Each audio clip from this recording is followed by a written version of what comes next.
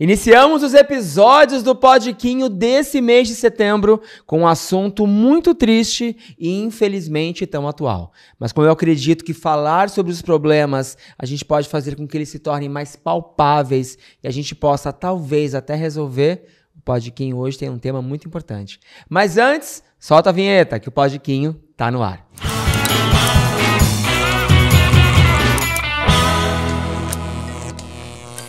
Sejam bem-vindos a mais um episódio do Podiquinho e para começar eu quero pedir o quê? Aquele combo semanal para você ir lá no nosso canal, se inscrever, compartilhar, deixar o comentário sobre essa entrevista e outras entrevistas sensacionais que a gente tem lá no nosso canal. Nosso Instagram tá passando aqui e lembrando que a gente também tá no Spotify. Ah, que maravilha, né? Então, ó, tem Instagram, tem YouTube e tem Spotify. Você só não acompanha o Podiquinho se você não quiser.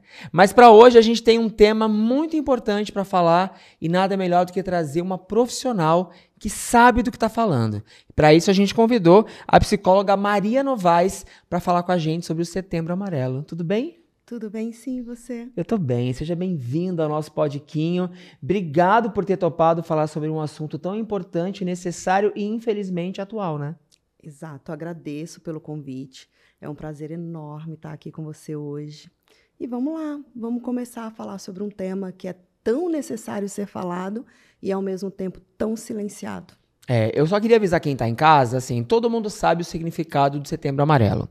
Mas a palavra específica a gente não vai usar ou tentar não usar nesse programa por conta do YouTube. O YouTube, se ele identifica algumas palavras, ele pode derrubar o nosso vídeo. Então a gente vai falar sobre o Setembro Amarelo, que tem a ver com pessoas que perdem a vontade de viver. É isso? Exatamente, Quinho. Eu gosto de usar essa fala porque é exatamente isso que acontece, né? São pessoas que elas vivem em extrema dor que fazem com que elas percam a perspectiva do futuro e automaticamente vai tirando ali aquela sensação de vida e vai perdendo essa vontade de viver, né? E eu acho que a gente pode começar se perguntando por que Setembro Amarelo? Então, era essa já a minha pergunta, porque assim, a gente teve um jantar maravilhoso ontem, a gente pôde conversar muito sobre esse assunto e você me trouxe visões que para mim eram novas, assim. Como eu comecei falando, eu acho que é um assunto que a gente tem que falar muito sobre ele, mas vamos iniciar daí então. Por que Setembro Amarelo? Por que o mês de setembro e por que a cor amarela? Eu costumo dizer que eu sou uma Quer dizer, eu costumo não. Eu ouvi isso de um paciente e eu aderi para mim. Eu tomei posse dessa fala, de que eu sou uma psicóloga um pouco fora da curva, tá? Por quê? Porque eu sou muito questionadora. Eu questiono as pesquisas, eu questiono exatamente essas situações de que o porquê do Setembro Amarelo e não um outro mês. Porque se a gente for parar para fazer uma avaliação, o que dizem os estudos, Taquinho, porque eu não sou muito da teoria, dessa parte de números, eu não vou muito para esse lado, porque eu tenho a seguinte opinião, que pessoas se conectam com pessoas, né? Tem, inclusive, uma frase de Jung, que, embora ele seja psicanalista, não é a linha que eu sigo, mas eu gosto muito dessa fala dele, que ele fala: conheça todas as teorias, domine todas as técnicas, mas ao tocar uma alma humana, seja apenas outra alma humana, né? E aí o Setembro Amarelo, ele surgiu nos Estados Unidos, né, em 1995, se não me falha a memória, porque eu vou frisar que eu não sou boa com datas, através de um episódio, né, de um rapaz chamado Mike M., tá? Ele tinha apenas 17 anos e ele era muito conhecido pelo seu carisma e porque ele restaurava, né? Ele restaurou um Mustang dele do ano de 68 e ele mesmo fez essa restauração e ele pintou esse Mustang de amarelo. E ele era um jovem muito querido lá na cidade, né, na região dele. E ele tirou a própria vida no dia 8 de setembro, dentro desse carro amarelo, dentro desse Mustang. Ele usou uma arma de fogo para cometer esse ato. E no dia do velório dele, o grupo de pessoas que ele era muito conhecido, eles fizeram uma campanha, caixinhas com bilhetes, os laços amarelos e bilhetinhos que foram enviados para diversas pessoas, onde dizia, se precisar de ajuda, peça.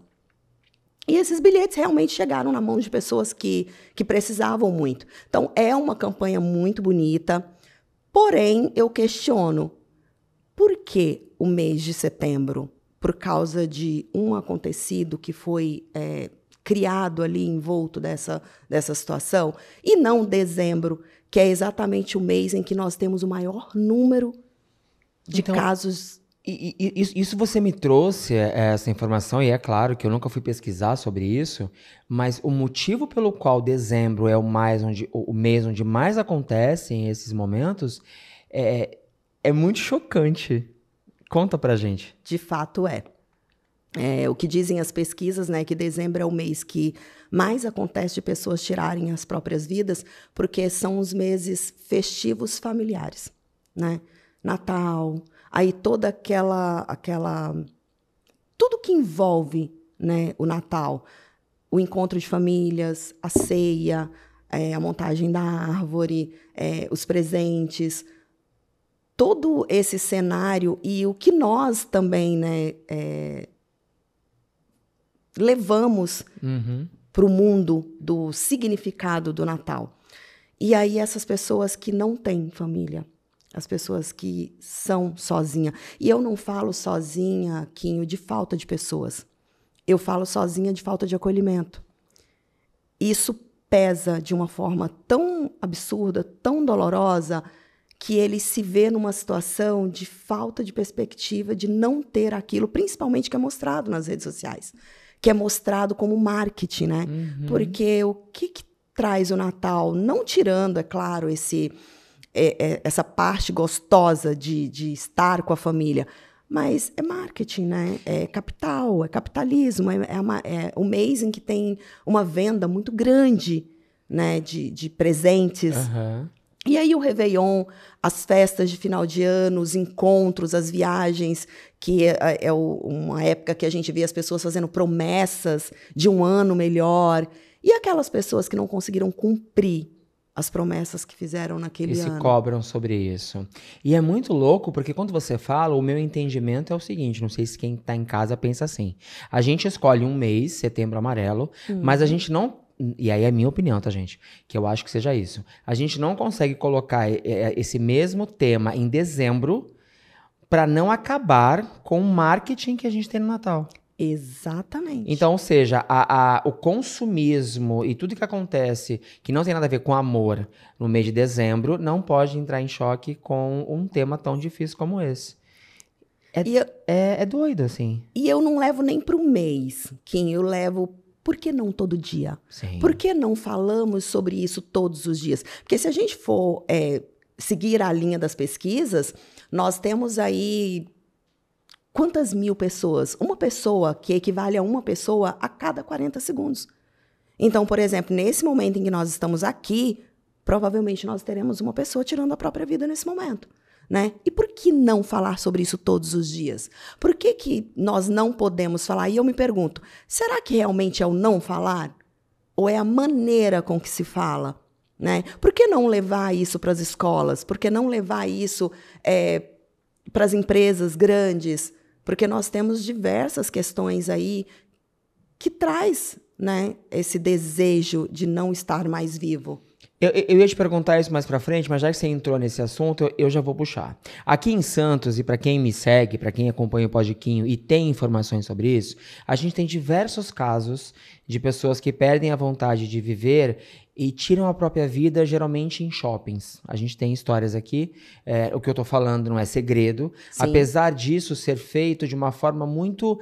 embaixo do pano, né? Quem está no local sabe, ou naquele momento isso ressona em rede social, e daqui a pouco isso é abafado e ninguém nunca mais fala sobre isso. Me causa um estranhamento como pessoa, como ser humano. Por que situações como essa não são potencializadas no sentido de levar informação para as pessoas, né? Por exemplo, tivemos um shopping em Santos. 2 ou 3 pessoas recentemente tiraram a própria vida. Por que esse shopping não projeta uma palestra sobre isso? Não faz um entendimento para que esse assunto, como a gente está fazendo aqui, se torne mais palpável e a gente possa acolher e lidar melhor com pessoas ao nosso redor, ou até com a gente mesmo, que em algum momento pensa nisso. Porque eu fico pensando, o que passa pela cabeça de alguém de uma forma tão... E aí, entenda que é só o meu achismo, porque eu nunca passei efetivamente pelo ato. Mas o que passa na cabeça de alguém para ter essa coragem e para desistir dessa forma e fazer isso num local público? E aí o local, ele não toma para si essa responsabilidade. Eles limpam o que aconteceu, 1 hora depois o shopping abre e ninguém sabe o que foi que aconteceu. Por que é tão difícil a gente introduzir esse assunto, Maria? Por que as pessoas não tomam para si a responsabilidade de falar sobre saúde mental, sobre ansiedade, sobre depressão? Por que é tão difícil? Eu acredito, tá? Agora eu vou dizer de uma percepção minha, porque não existe nada comprovado sobre isso, estou falando da minha percepção, eu acredito que é só falta de conhecimento, tá? Porque será que nós podemos falar realmente que isso é um ato de coragem? Não acho. Exato. Eu acredito que seja só um ato de desespero, porque a pessoa que ela perde o desejo de viver, ela não perde de ontem para hoje. Ela vem perdendo ao longo da sua história de vida. Tá? Porque essa perda desse desejo de viver, ele vem sendo construído de acordo com uma série de coisas que eu gostaria muito de ter abertura em algum momento para falar sobre esse tema de forma mais aberta, mas também não vamos conseguir falar, porque isso sim é uma palavra que as redes sociais, o YouTube vai cortar, que são os abusos, né? E eu não estou falando só do abuso físico, eu estou falando do abuso psicológico, estou falando dele no geral. Né? Porque uma coisa ela puxa a outra. Porque nós não validamos tal outro, Quinho. Eu observo que a grande maioria das pessoas, principalmente familiares, e não dá para culpá-los, tá? Entenda que não dá para culpar a família, como a gente ouviu de uma pessoa, inclusive, bem sucedida, Pablo recente. Marçal, ela falando do Pablo Marçal, mas eu posso falar o nome, Pablo Marçal. Que teve... Né? Eu não vou nem dizer o que eu penso. Não, a gente nem reverbera isso. De falar que a pessoa que tira a própria vida é culpa da família. Como? Não existe, essa possibilidade não existe. Porque a pessoa que ela tira a própria vida, que ela perde o desejo de viver, tem uma série de coisas envolvidas. Pode ser uma pessoa que ela é portadora de uma patologia, pode ser uma pessoa que ela vem de um câncer terminal, pode ser uma pessoa que sofreu uma série, né, de abusos durante a vida, pode ser uma pessoa que está vindo de um relacionamento abusivo e vem ali tentando e não consegue. Eu vou te dar um exemplo muito, muito bobo. Nós, adultos, quando a gente lida com as crianças, né, a gente invalida a criança. A gente exige da criança, por exemplo, um respeito do qual a gente não dá para ele. E aí, um exemplo. Hoje nós temos tudo no nosso celular, né? Uma coisa bem boba, que a gente acha boba. Tudo no nosso celular. Os contatos, hoje tudo, até os pagamentos, é tudo feito celular. Se a gente perde o nosso celular, o que acontece? A gente surta. Total. Né? Porque o celular é praticamente a nossa vida ali. E se um outro adulto vira pra gente e fala assim, não, deixa de ser bobo, é só um celular. Como que a gente vai se sentir? A gente vai se sentir invalidado, a gente vai se sentir como assim? Né? E uma criança quando ele perde um brinquedo, né? O que a gente fala? Não, mas você está chorando por causa disso? É só um brinquedo. Né? Ou assim, não, você sumiu, então você não vai ganhar mais, porque você não cuida. Né? Então, você não ganha mais. Se uma criança derrama um copo de água na mesa, a gente briga, a gente faz um escândalo. Mas se é um amigo nosso adulto que derrama, não, imagina, tá tudo bem, a gente vai lá, limpa e acolhe. E por que não acolher essa criança? Porque quando a gente tem esse tipo de atitude, a gente invalida o sentimento dessa criança. Uma criança que cai e rala um joelho e ela chora. Não, mas você tá chorando só por causa disso, mas é só um raladinho. A gente não tem ideia do quanto aquele raladinho está doendo, porque a dor é de acordo com É aquela dor que ela conhece. Que ela conhece, exato. E a gente fala, não precisa chorar, levanta. Então, a gente ensina para essa criança que ela não precisa validar essa dor. Que a dor dela perder uma bola não pode ser contemplada, não pode ser validada. Tem dores maiores. Mas a nossa dor de perder um celular, ela precisa ser contemplada. Entendi. Ela precisa ser validada. Mas a gente não consegue olhar para aquela criança que o sentimento que ela tem naquele brinquedo talvez seja o mesmo que nós temos no celular? Então, ao invés da gente acolher essa criança, da gente mostrar para ela, olha, tá doendo, né? Mas vamos cuidar desse ralado, vamos cuidar desse machucado, vai passar, isso que você está sentindo é dor. A gente não faz isso. Então, a gente invalida essa criança e ela vem sendo invalidada constantemente. Então, o que a gente ensina para essa criança? Que não é válido o que ela sente. E essa criança, quando cresce, ela reproduz esse comportamento. Ela reproduz não só esse comportamento, mas aquilo que ela vê em casa. Tá? Os gritos da família, as brigas, os desentendimentos. A criança, ela internaliza o que é bom e o que é ruim. Tá? Porque a criança, ela tem como referência o ambiente ali que ela está convivendo. Tá? Eu não digo pai e mãe, porque nem sempre a criança ela convive só com pai e mãe, ela convive com uma série de outras pessoas. Mas o ambiente em que a criança tem aquele vínculo ali, ele é muito, muito importante. Então, hoje nós temos uma adolescente que as pessoas chamam de rebeldia, mas rebeldia não. Ela só está externalizando aquilo que ela veio aprendendo no seu dia a dia. E aí ela cresce sendo invalidada, com esse sentimento de insuficiência, com o sentimento de culpa, e ela vai perdendo esse desejo. E ela acredita que a vida não vale mais a pena.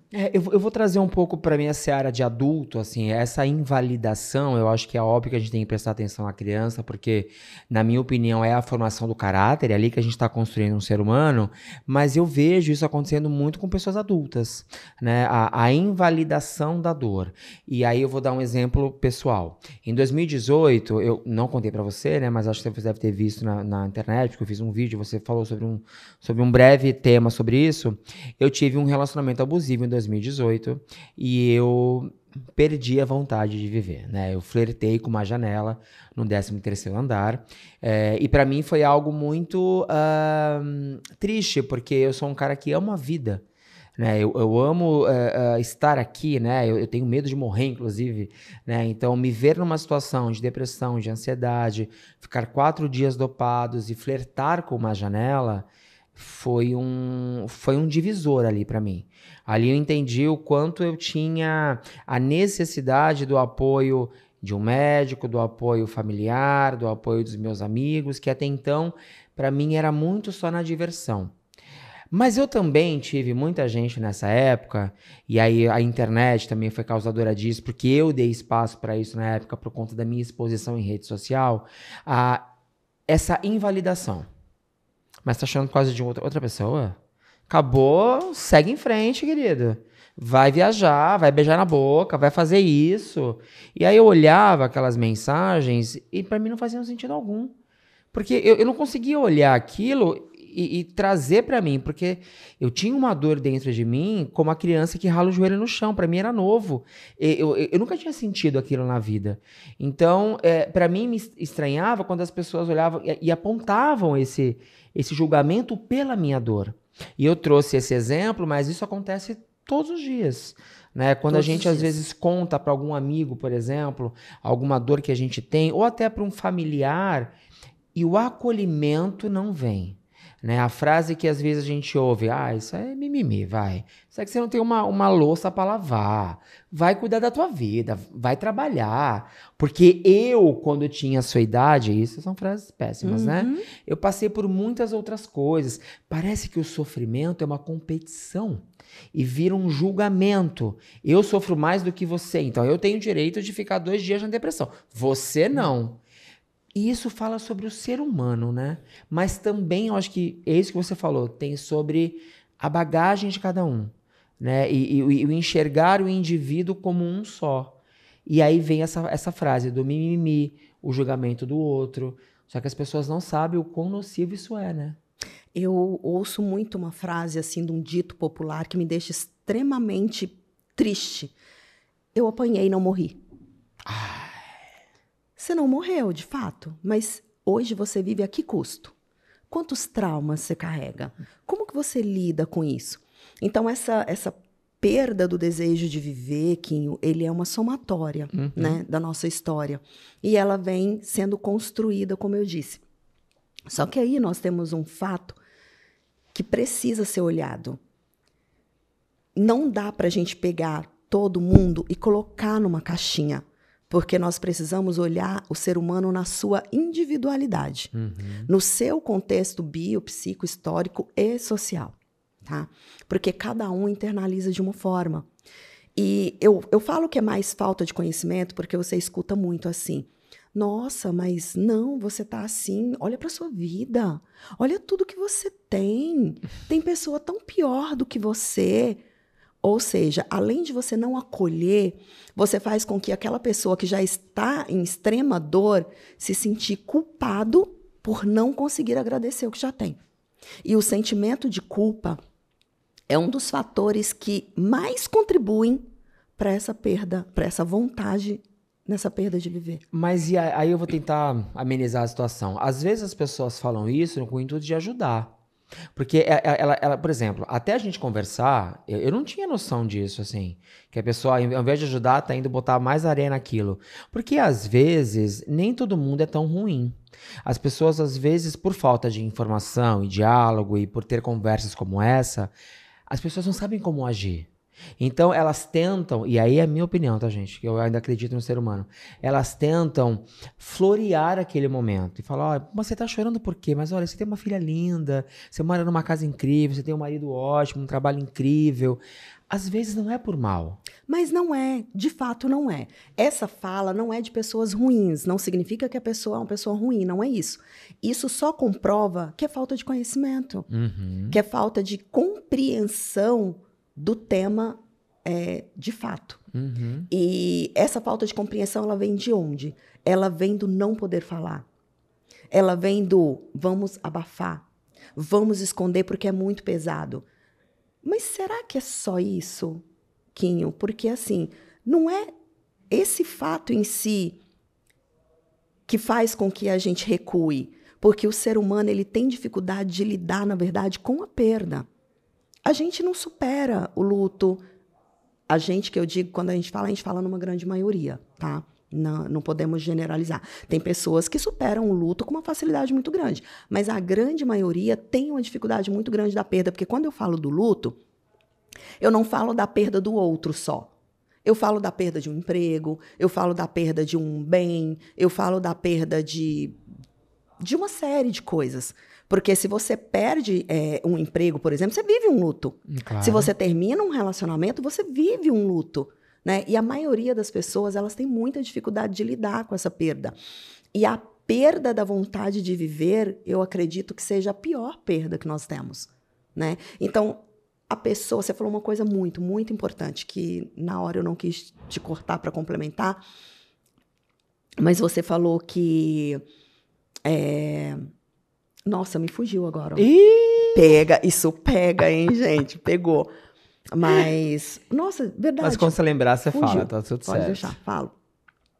Mas essa sensação, lembrei, que você falou que você tem medo da morte e já flertou com uma janela. Sim.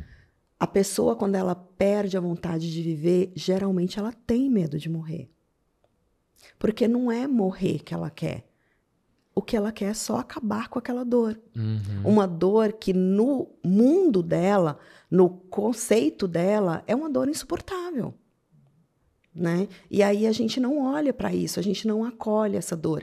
Então, se a gente consegue levar conhecimento, principalmente para a família, para as pessoas que estão ali à volta daquele ser humano que está passando por esse episódio, e fazer um pouquinho de estudos sobre o que não falar. Porque não é nem o que falar, é o que não falar, tá? Para não gerar mais sentimento de culpa nesse ser humano. A gente vai para o intervalo, mas antes da gente ir, eu quero que você responda uma pergunta. Existe alguma forma, e aí, lembrando, gente, o programa ele não tem o intuito de doutrinar ninguém. Isso aqui não é uma cartilha para você seguir. A gente está só existe. a gente está dando luz ao assunto com alguém que não entende, mas vivenciou isso em algum momento, e uma profissional que sabe o que está falando.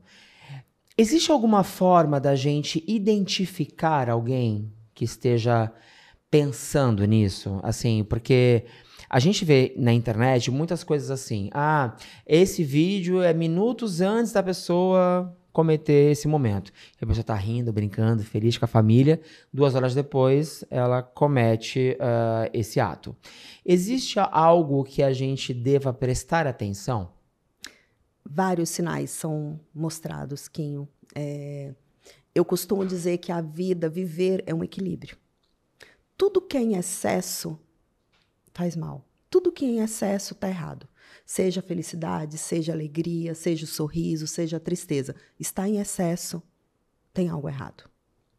E a pessoa que ela está passando por esse episódio, ela sempre dá sinais. Aquela fala que às vezes a gente acha boba, eu não aguento mais. Eu estou esgotado, eu estou cansado. Eu não tenho mais vontade de nada. Todas essas falas, elas são sinais. Porque quando se comete o ato, deixa-se uma mensagem. Uhum. Uma mensagem concretizada das mensagens que vêm sendo ditas ao longo dos dias anteriores.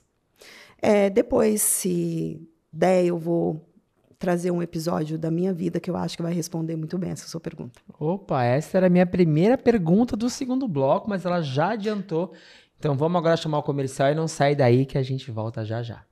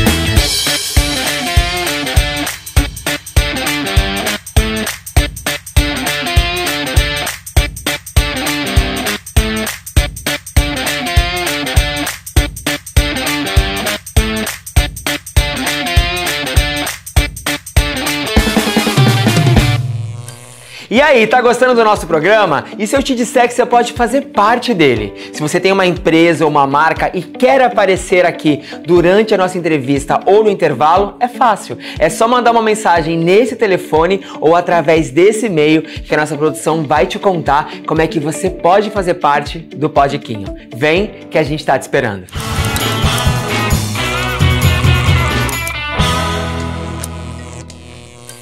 Estamos de volta com o Podquinho e eu quero agradecer você que está aí nas nossas redes sociais. Se você está vindo do futuro, se você viu esse programa 1 ano depois, 10 anos depois, bem-vindo do mesmo jeito, tá? Não esquece de se inscrever, deixar o seu recado. O assunto tá pesado? Não é para tá pesado, tá? Porque aqui a gente está trazendo clareza e luz sobre um assunto muito importante com a Maria, tá? Mas ó, não esquece se inscrever, compartilhar, comentar e tem que fazer aquele pacotão que a gente precisa para poder crescer e aparecer cada vez mais. Quando a gente terminou o primeiro bloco, você já adiantou uma pergunta sem que eu tivesse feito para você. E eu queria perguntar, é isso, você hoje é uma psicóloga e você não sei se a palavra certa é específica numa parte, Sim. É isso? Mas não é à toa. Você tem uma história para contar. Tenho. Eu me formei em psicologia e, assim, eu costumo falar que eu não escolhi a psicologia, foi a psicologia que me escolheu. Porque eu falo que ser psicóloga é diferente de se formar em psicóloga. Porque ser psicóloga não é só você fazer uma faculdade. Você precisa ter o feeling ali, você precisa ter uma conexão com a alma do outro.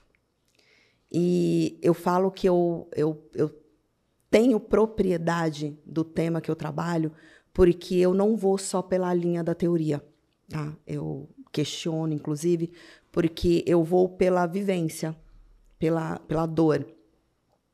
E você falou dos sinais.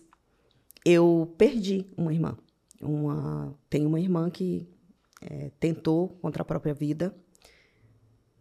E no dia anterior à morte dela, foi um ano depois, inclusive, do Mike, né? Da criação do Setembro Amarelo. Setembro Amarelo. Um dia antes, num domingo, num sábado, na verdade, eu vim do interior do interior, lá de Goiás, e costumavam fazer aquelas festas religiosas dos reis lá, dos santos, e a folia, não sei se isso soa para vocês, se vocês conhecem, é uma festa de folia.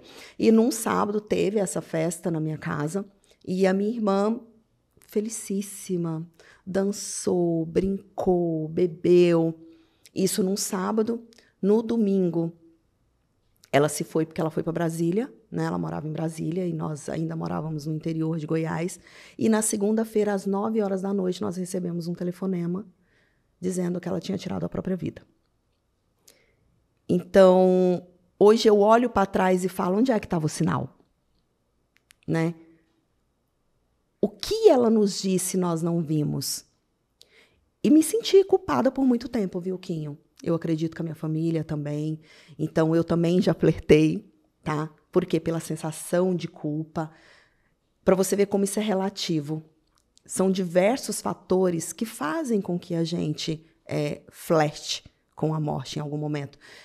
E é muito importante a gente ressaltar que existe uma diferença muito grande entre o pensamento, a ideação e a tentativa. Tá? Porque o pensamento ele faz parte da condição humana. Nós já nascemos com esse pensamento.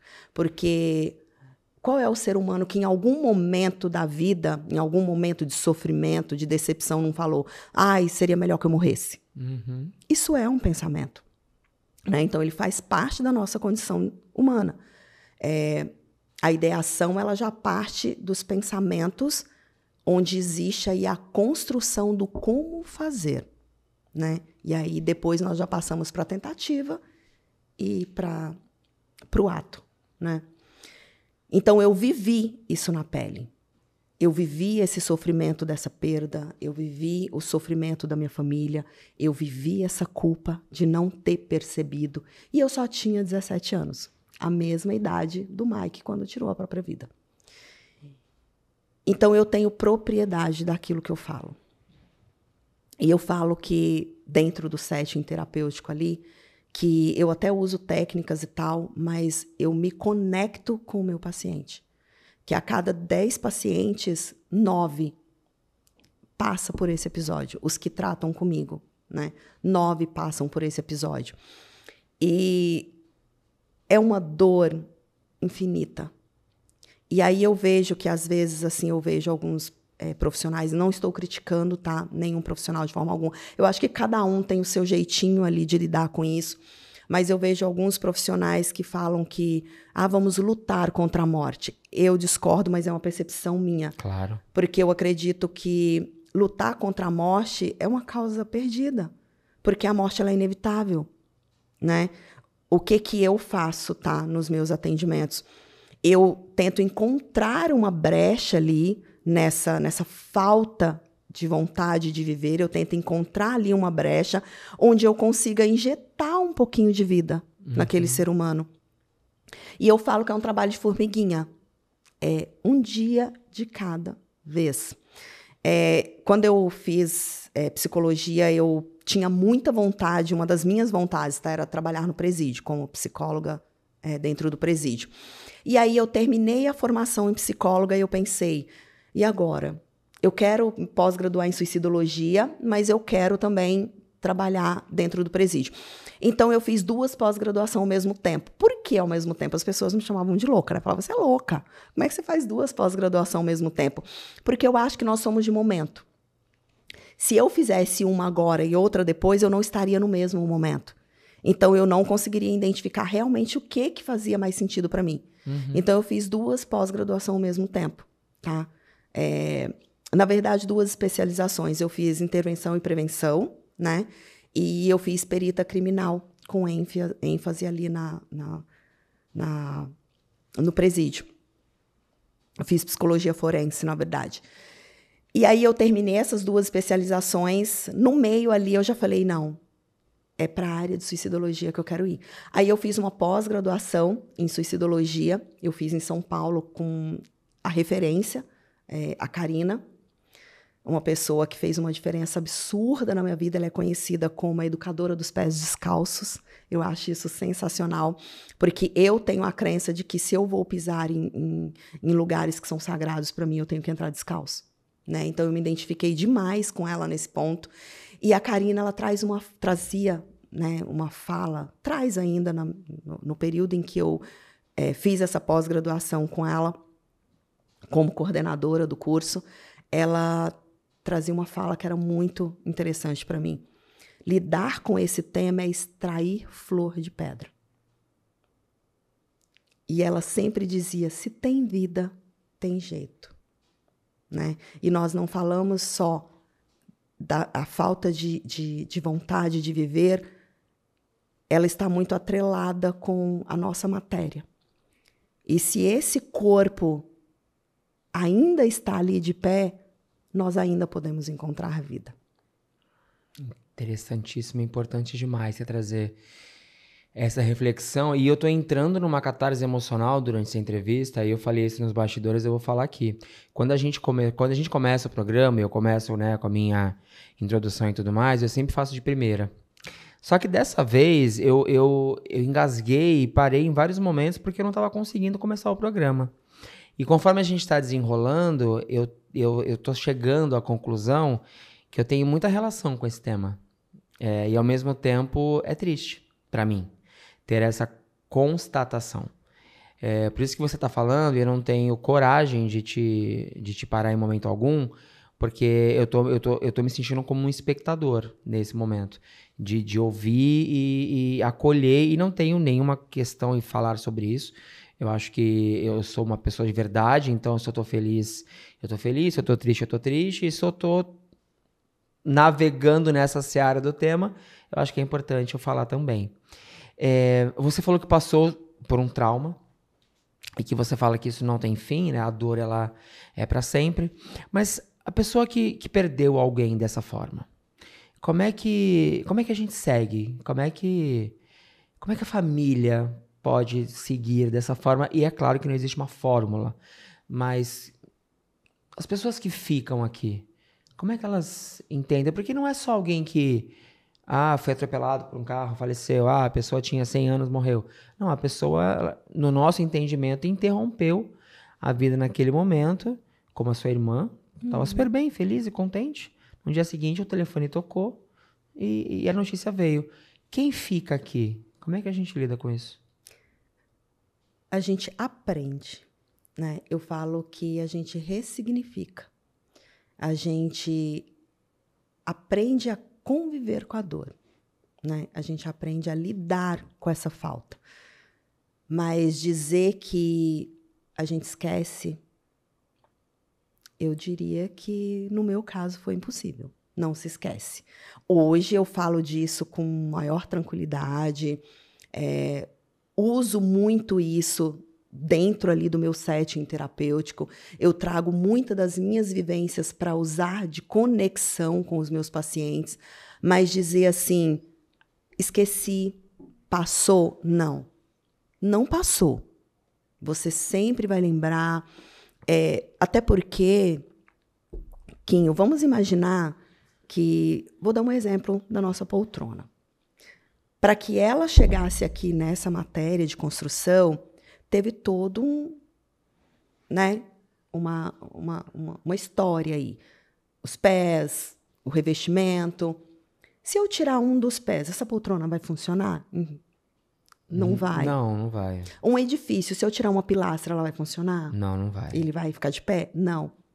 Se eu tirar uma parte da sua história, Você vai existir? Não. Não vai. O que a gente precisa é nos acolher. É olhar para a nossa história sem jogar para debaixo do tapete.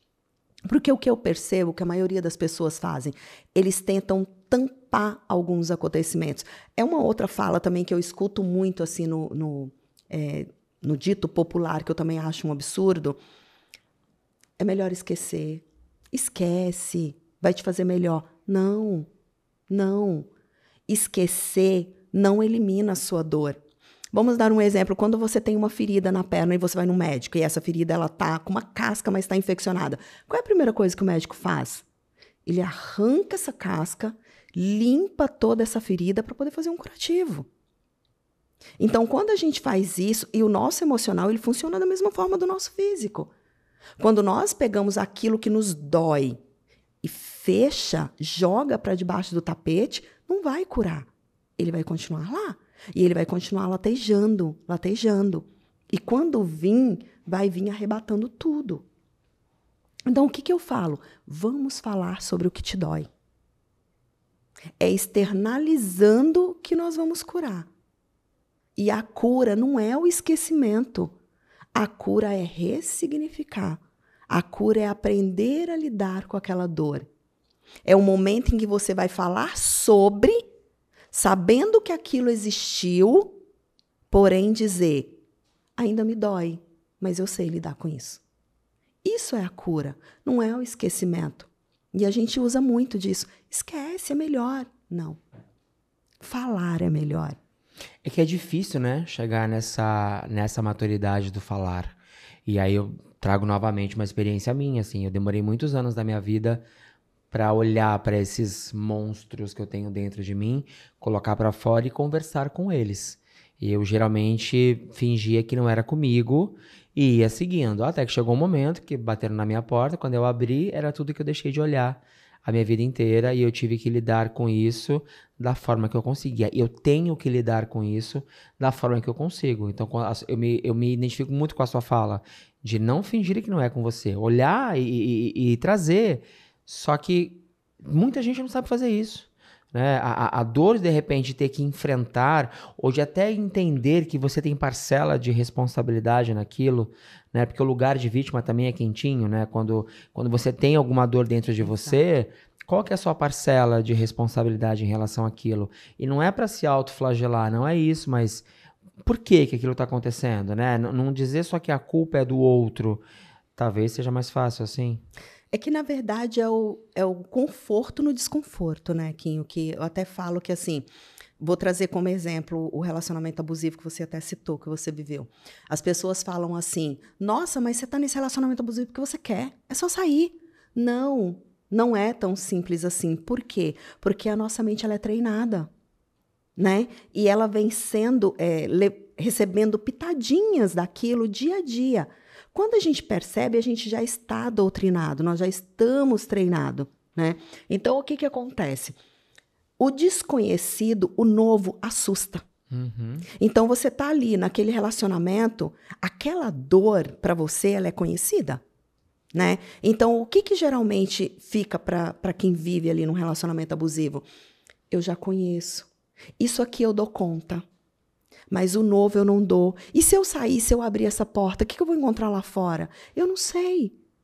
Então, nós não estamos acostumados com tomar decisões. Então, nós vamos empurrando.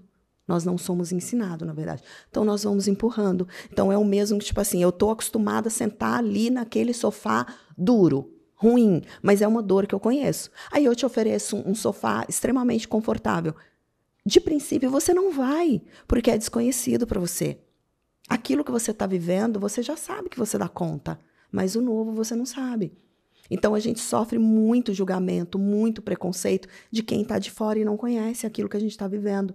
Então, sair de um relacionamento abusivo não é tão simples assim como as pessoas acreditam que é, como as pessoas que estão de fora acreditam que é.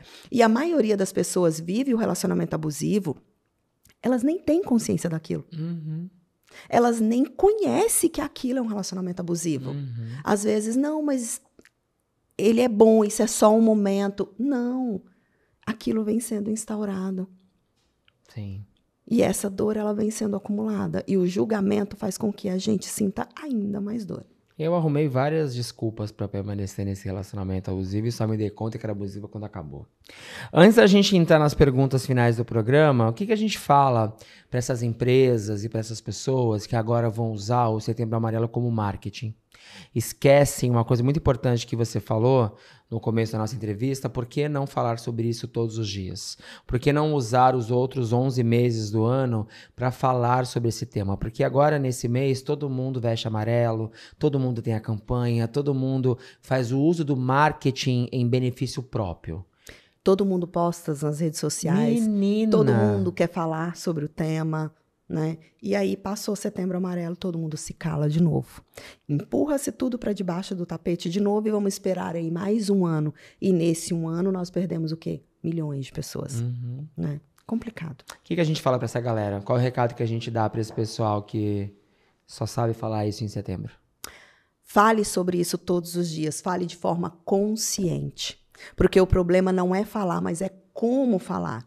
Então, promova campanhas, promova programas, tá, dentro da empresa, promova programas na escola, leve pessoas capacitadas para poder acolher esse público que traz consigo essa falta dessa vontade de viver. E vamos tentar aí achar uma brechinha e injetar vida nesses seres humanos. É isso. É sobre isso. Você sabe que isso é um tema que a gente falaria durante 10 horas sem parar, né? Opa, ainda mais eu quando falo sobre, Meninas, sobre tivesse isso. um vinho aqui, hein? Ai, que maravilha. Um vinho e eu acho que um risoto risoto de polvo. polvo. Entendedores entenderão. Beijo, Cleito, inclusive. A gente vai começar agora algumas perguntas do final do programa que todo mundo que passa por aqui responde, mas fique à vontade para responder da forma que melhor. Não é um ping-pong, tá? Se você pudesse encontrar aquela Maria que você acabou de citar, que passou pela perda da irmã, se você pudesse encontrar com ela hoje, o que você falaria para ela? Eu acho que falar talvez nada, mas eu abraçaria com certeza. Eu abraçaria e a colocaria no colo. Porque não é sobre mim, é sobre ela. E tá tudo bem. Né? Eu acho que às vezes, Quinho, a gente não precisa dizer. A gente só precisa estar ali. A gente só precisa que a pessoa sinta a sua presença e sinta que ela tem para onde correr. Eu acho que isso acaba englobando numa pergunta que eu acabei não fazendo, mas o que a gente faz quando a gente encontra alguém que olha pra gente e fala: estou pensando em tirar a própria vida. Essa semana eu passei por uma situação, porque eu não sei em que dia que esse programa vai ao ar, mas uma amiga postou nas redes sociais que estava querendo tirar a própria vida. E eu rapidamente fui até ela, ouvi, acabei com a raça dela, obviamente, brincadeira. Tentei trazer a graça, o humor, e entender o que estava doendo, e dizer: tô aqui, cara, vamos, né? Acho que não se sentir sozinho já é meio caminho andado, né? Eu não diria o que falar, mas o que não falar. Não faça comparações. Não diga para aquela pessoa que ela tem uma vida maravilhosa, que a vida dela é incrível, que ela não pode fazer aquilo. Não peça para que ela pense no outro. Ah, mas e fulano, e ciclano, e a sua família, e seus filhos, ou coisa do tipo. Acolha. Entenda a dor daquela pessoa, embora não seja fácil, mas deixe ela perceber que você está ali. E que se ela quiser falar, você está ali para ouvi-la. Mas ouça para acolher, não ouça para responder. Ixi, frasezona. Qual foi a última vez que você teve medo? Desculpa? Qual foi a última vez que você teve medo? Eu acho que eu tenho quase todos os dias. Do que você tem medo? Mas o medo não me paralisa, isso é muito importante. Mas eu tenho medo de perder pessoas que eu amo. Eu tenho medo de me perder, principalmente. Porque eu acho que isso é o mais importante, é não se perder. Tá? Mas o que eu tenho mais medo hoje é da perda, né? A minha mãe já é bem idosa, minha mãe tem quase 90 anos, E hoje eu tô longe, né, da minha família, eles são todos de Goiás, e todos os dias eu acordo com esse medo dessa perda, mas acima de tudo eu olho para mim e falo: o que você não pode é se perder. É não deixar que esse medo te impacte de seguir, né? Independente do que aconteça, porque a gente tem esse conceito, né, Quinho, de que por ser uma pessoa mais velha, ela vai ir primeiro. Não, talvez eu possa ir primeiro que a minha mãe. E isso é uma sensação que eu tive quando nós perdemos a minha irmã. O sofrimento da minha mãe me impactou de uma forma que eu tive o seguinte pensamento: eu não quero ir primeiro que a minha mãe.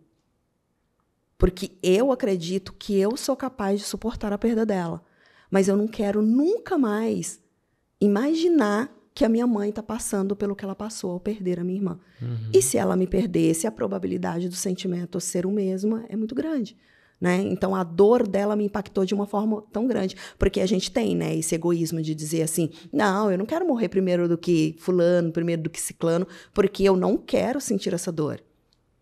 Mas, ao ver o sofrimento da minha mãe, quando a gente perdeu a minha irmã, eu tomei a consciência de que não. Eu prefiro perder a minha mãe e sofrer para lidar com essa dor do que imaginar que a minha mãe vai passar por isso de novo. Que linda. Se eu te perguntar, e aí me fala só o nome, tá? Quem é o seu contato de segurança? Aquela pessoa que quando o cinto aperta, é a primeira pessoa que você liga para desabafar. Minha sobrinha. Sua sobrinha? Ela tem quantos anos, sua sobrinha? Ai, agora você me pegou. Eu sou péssima Mas com é data. adolescente? Não, ela deve. Eu acho que ela tem aí seus 25 anos já. 25 eu sou anos? péssima Qual com o nome data dela? aqui. Adriele. Vamos falar isso pra ela? Opa! Vamos ligar pra ela agora, ao vivo? Vamos? Olha. É sério, não é brincadeira, não. Vamos ligar pra ela? Vamos. Então vamos. Pega seu celular aí. Vamos ligar pra Adriele, coloca no Viva Voz. É uma pessoa que eu desabafo geralmente quando eu preciso. E aí você vai falar pra ela que você tá dando uma entrevista num podcast, que te perguntaram qual era o seu contato de segurança, você respondeu que era ela, e você vai falar pra ela por que ela é o seu contato de segurança. Tá? Ok. Pode ligar por chamada, mesmo se ser vídeo, e aí você só apoia o celular aqui no microfone pra gente poder ouvir ela. Ok. Tá bom? Momentos de emoção. Drica, Deus te abençoe, meu amor. Tudo bem? Tudo bem? Então, eu estou participando de um podcast, de uma entrevista aqui, ao vivo, e aí me perguntaram quem era a minha pessoa de segurança. Quem eu confiava, assim, em ligar para desabafar quando eu estava bem ou não estava bem. Eu dei seu nome e eles mandaram eu te ligar. Foi isso. Sou eu mesma. Viu? E você também é a minha pessoa. Tá vendo? Ai, fala pra ela por que ela é a sua pessoa. Você é a minha pessoa porque você é parte de mim, porque você é a minha metade. Minha metade não, minha inteira, né? Porque dizem que você é minha filha, né? Minha irmã fala, viu, Quinho? Que ela só emprestou a barriga, mas que, na verdade, ela é minha filha. Porque Entendi. a gente é literalmente muito igual, pensamento igual, sentimento igual. A gente se fala pelo olhar, viu, Quinho? Então, por isso que você é a minha pessoa, porque eu te amo para além do infinito, mais maior. Eu tenho certeza que em outra vida a gente veio mãe, filho ou gêmeas. Viu? Eu também tenho Ai, certeza. Que lindo, obrigado. Foi fofa demais. Te amo, viu? Te Mais amo. maior que o último número. Até o infinito. Tchau, meu amor. Beijo. Tchau, beijo. Mais ver se- maior que o último número. Anote isso aí, Anderson. É tá? o nosso código. O meu marido tá aqui, eu vou querer usar isso. Eu tenho uma surpresa pra você. Ok. Tan, tan, tan, tan. Eu tenho uma mensagem que eu queria que você ouvisse. Tudo Tá bem? bom? Oi, mana, tudo bem? Quero, através desse áudio, te dizer o quanto você é importante em nossas vidas. Tenho muito orgulho de você, pela mulher autêntica, a profissional competente e o ser humano incrível que você é. Parabéns, que Deus seja sempre presente em sua vida, te protegendo sempre, para que você possa continuar em busca dos seus objetivos. Te amo muito, tá, mana? Conta sempre comigo. Que lindo. Aparecida, eu te amo. Deus e Nossa Senhora, dê tudo que você precisar. Minha filha, eu te amo. Meu Deus, minha mãe. Cida, Olha, você desprezou nós aqui, mas não desprezou você não, tá? Nós te amamos. Maria, nossa caçula, quem diria, hein? Aquela menina frágil do interior de Goiás. Hoje, essa mulher incrível, mesmo que de longe, cuidando de todos. Obrigada por você ser você. Um grande beijo, te amo. Deixa eu só colocar uma de novo, essa aqui, ó. Cida, olha, você desprezou nós aqui, mas não desprezou você não, tá? Nós te amamos. Nossa, como vocês são péssimos! Gente, é maravilhoso, gente! Gente, como que vocês conseguiram arrancar isso da minha Menina, mãe? a produção do Quinho Fonte, a gente Meu vai indo Deus, aqui, como ó. vocês conseguiram arrancar da minha mãe, gente? Pô, é um pix aqui. Mentira. Quem são essas pessoas que apareceram? Meu irmão, minha irmã, minha mãe e uma vizinha. Quando eu recebi o áudio da vizinha, eu falei, gente, eu não posso colocar isso. Ela tá dizendo, você abandonou nós, mas a gente não abandona você, não. Aí quem mandou falou, não, é brincadeira, pode colocar. É brincadeira. Galera dizer que te ama. Como é que você recebe isso tudo? A minha família é incrível. É incrível. Assim, eu falo que eu tive um pilar que eu gostaria que pelo menos a grande maioria das crianças tivessem. Eu fui muito bem estruturada emocionalmente quando eu falo de família. E eu vim de família muito, muito pobre, muito simples, muito humilde, mas tinha muito amor ali, tinha muito acolhimento, tinha muito amor naquele prato de arroz com feijão, sem uma proteína, de arroz e feijão e abóbora, às vezes. Tinha muito amor ali, tinha muito amor naqueles irmãos de pés descalço, sabe? Naquela casa simples, de chão batido. Tinha muito amor. Que lindo. Gente, o programa foi bonito hoje, né? Foi tocante esse programa. Antes da gente ir embora, eu quero agradecer você que ficou aí assistindo a gente até o final. Obrigado.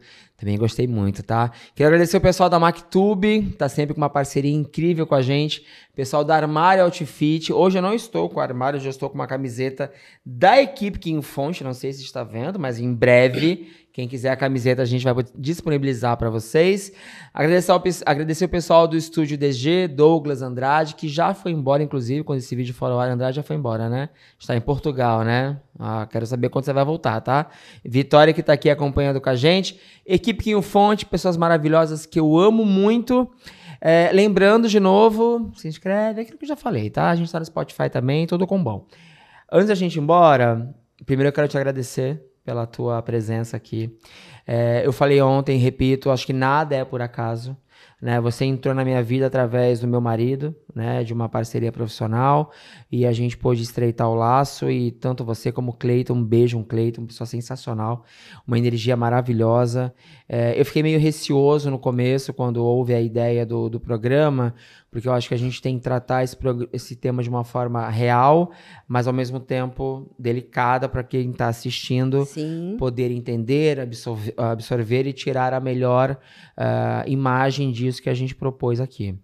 Mas obrigado, espero que a gente faça muitas outras coisas, não só profissionalmente. Me chame para jantar novamente no seu restaurante, por favor. Olha, eu até vou te chamar, mas quando eu conseguir, assim, um chefe de cozinha, porque esse que tá lá, entendi. eu tenho algumas ressalvas. Tem ressalvas? Então eu acho que a gente falando do meu marido, tá? Para quem quiser conhecer você nas redes sociais, faz como? Inclusive, eu estou unificando o meu Instagram profissional com o meu pessoal, fiz uma enquete para entender isso, justamente por causa da falha ali de comunicação, que eu não estava dando conta de tudo, né? E tudo bem, a gente precisa entender a hora de que a gente não dá conta de tudo. Né, Anderson? Quando o Anderson conseguir tomar conta da minha cozinha lá no restaurante, talvez eu dê conta do resto. Esses bastidores. Brincadeiras à parte, gente, mas eu estou fazendo essa unificação justamente para que eu consiga levar um pouco mais de conhecimento nas redes sociais e falar um pouco mais da minha profissão. Mas tem o meu Instagram, tá como Maria Novaes, Novaes com I, não tem muitas, tá? Vão me achar lá, com certeza. E eu gostaria de dar um recadinho. Opa, eu ia te fazer uma pergunta, vê se seja um recado você vai dar, vai. Não, pode fazer a pergunta. Não, bora recado. Você que esteja passando por essa situação que nós acabamos de falar, que nós não podemos falar o nome, né, para a gente não ser podado, mas você que está passando por essa situação da falta de vontade de viver, se acolha, procura ajuda. 188, CVV não é terapia, tá, gente? CVV não é uma terapia, mas são profissionais completamente capacitados para acolhimento imediato, tá? É um acolhimento breve e imediato. Mas depois, procura ajuda, faça um processo terapêutico, se acolha, porque se tem vida, tem jeito. A minha pergunta era se alguém que nesse momento está vendo esse programa e tá com essa ideia, o que você falaria? Você respondeu sem saber. Obrigado, muito obrigada. Tá? Obrigada a todos. Eu amei estar aqui. Foi ótimo. Quero mandar um beijo enorme pra minha família. Manda, por esse gente. acolhimento. Faz a Xuxa aqui, olha pra câmera. Gente, você quer mandar um beijo pra quem? Meu pai, pra minha mãe, pra você. Brincadeira, gente. Mas eu amei. Que bom. Eu queria muito agradecer. Quero que a minha família saiba que eu sou muito grata pela pessoa que eu me tornei. Eu não seria nada disso aqui se não fosse eles. Com certeza não seria.